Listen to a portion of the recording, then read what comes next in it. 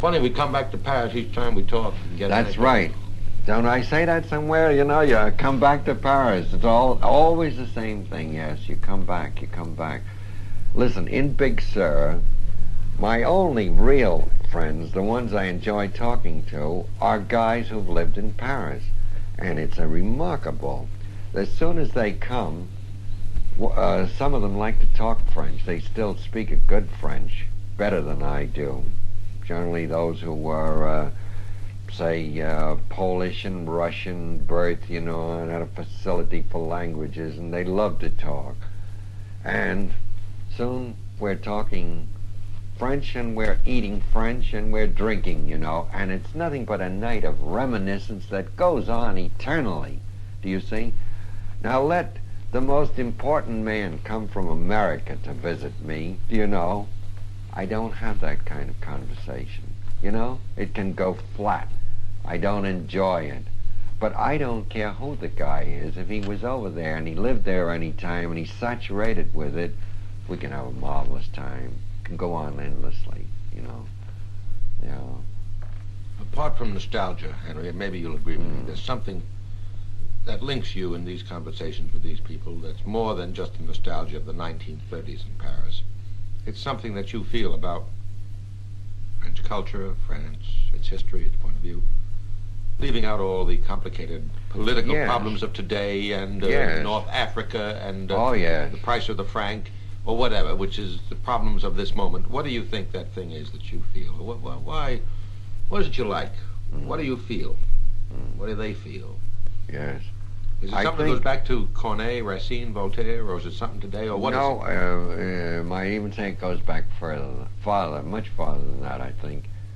In a sense, I mean that to us, it's as though France is the most unique country, certainly unique European country, that the whole history of France is exciting. It's full of high adventure. It's full of events of great orders.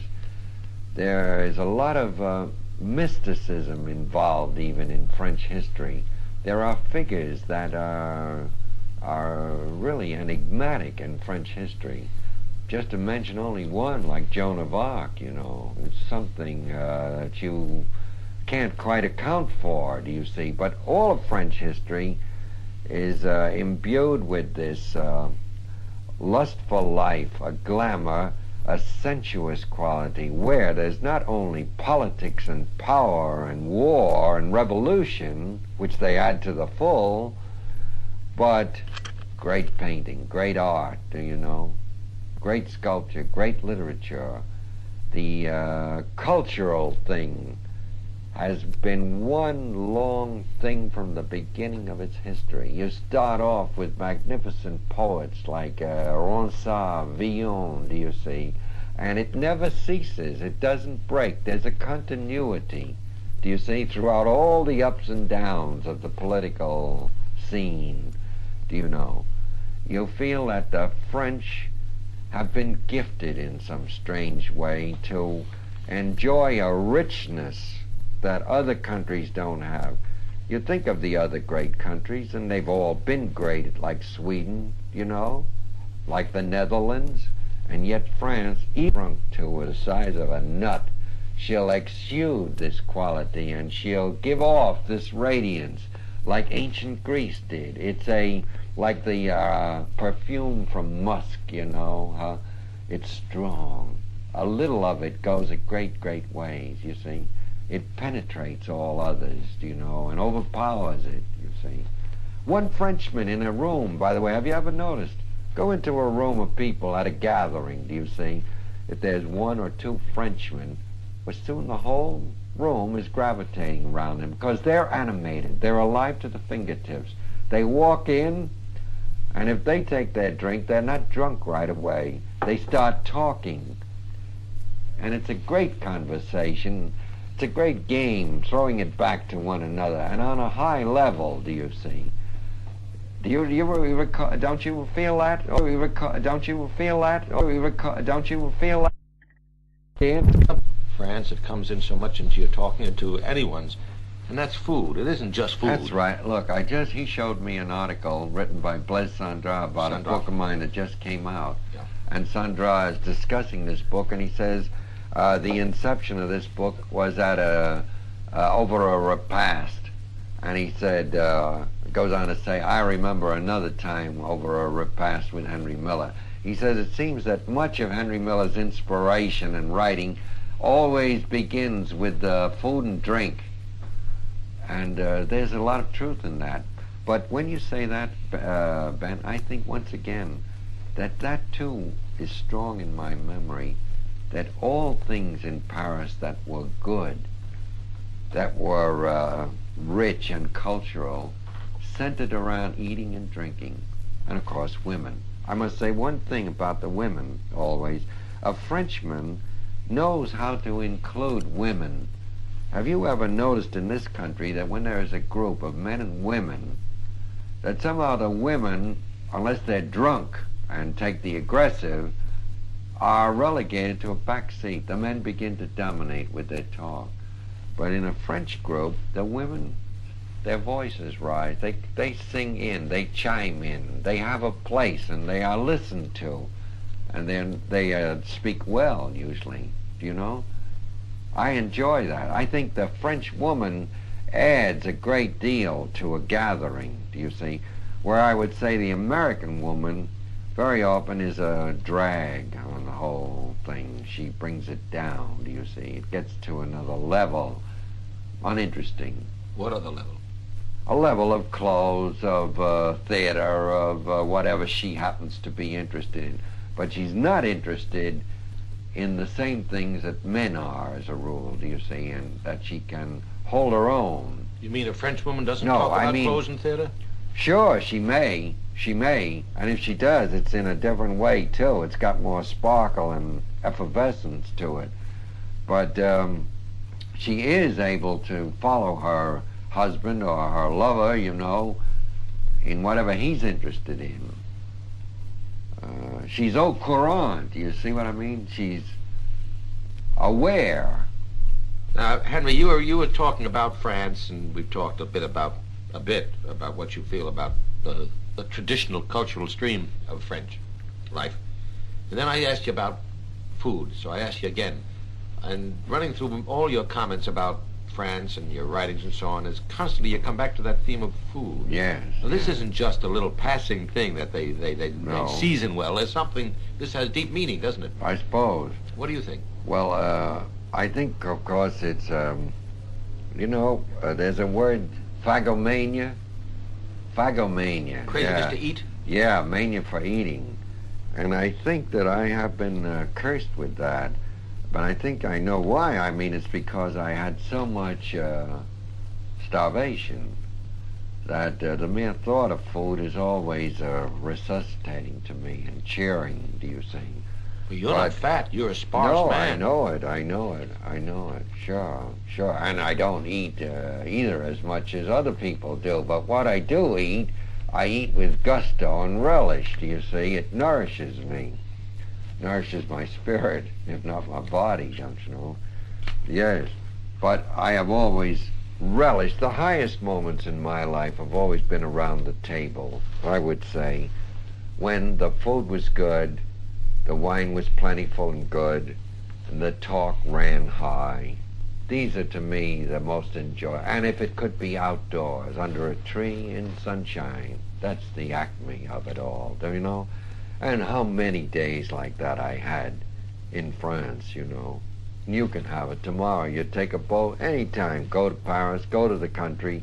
How many thousands of places there are beside a river or a canal, in the shadow of a church, don't you know? Anywhere. Well, what's wrong with the Monongahela, the Mississippi, or the Minnewaska? Well, that's it. Do you find wonderful cafes outdoors beside these rivers? Do you see wonderful restaurants where you eat outdoors? Do you see the parasols over your head? Do you see the waiter coming with beautiful bottles, do you know? Is the menu even anything comparable, do you see? another thing. For instance, remember, how does a French meal begin? Slowly, doesn't it? You know, a soup or an hors d'oeuvre, lots of talk. You don't begin to gulp it down quickly. The drink, isn't that so? It's measured. It's thought out. There's a quiet order to it, a sensuous sort of ordering of everything. It works like on greased wheels, I would say. You know, it takes care of itself. It runs by itself, you know. Here it seems to me it's all chopped, it's ordained, it's cut and dried, you know. I know these menus by heart. It's only rarely that I get a marvelous meal. I don't have the money to have what I'd call a wonderful meal. They do have such meals in America, such restaurants, sure, but it costs a fortune. And I tell you that these ordinary restaurants I ate in were damn good meals, in my opinion. Do you know? Excellent. Food was good, well cooked, a variety of food. You lingered over it. Yes. You know what we're facing, Henry? Yes. If you think you were being closed in the 1950s, brother, wait till you see the 1960s. Yes. They're going to jet you and dehydrate you and time measure you and calorific caliper you. You ready? I know. I realize that. Sure. However, I expect to escape it. I expect living where I am to be quite well out of it, Ben. Yes. Somehow I'm going to survive. You know, one thing we always said, this fellow Alfred Pelez and I, when the bad times came, when the crisis came in America, what'd you have, the WPA, what was that called, that whole Depression. period? The Depression. That's what that was called. I was out of it then. What does it mean to us? We've had our depressions. We had them all our lives. We're veterans. You know, we'll probably be better off under a depression. You know, there'll be handouts. There'll be these public benefits, do you see? We didn't get them in our time, do you see? We were inured to all that, yeah, sure. And it's true, as soon as the war came, things began to boom. Everything was fine, you know. We were better off than ever. Horrible thing to say. Nope, the artist, I always feel the artist, to me, is an outcast, an exile, pariah, do you see? And he's experienced all the tribulations just by virtue of being an artist. If there are any things happen, great crises, great things in the political economic sphere, he's already inoculated, as it were. He's been brought up the hard way. He'll survive where others will perish, I feel. Do you see? The ones who'll perish are the ones who had it easy, who were protected, who looked for security and so on. And suddenly the bottom drops out. Essentially, the world is tough, you're saying? It is, yes. And I would say, as an artist, now here is something I will say, that it wouldn't matter to me if all the artists were silenced for an indefinite time, if the other people, the poor and the undernourished and the underprivileged, got a chance to live. That it wouldn't matter if we had less art. Do you understand? We can do without it. It's much more important, in my mind, that the rest of the world lives well. Art will never perish. It'll revive. It'll come again. It can well go under an eclipse.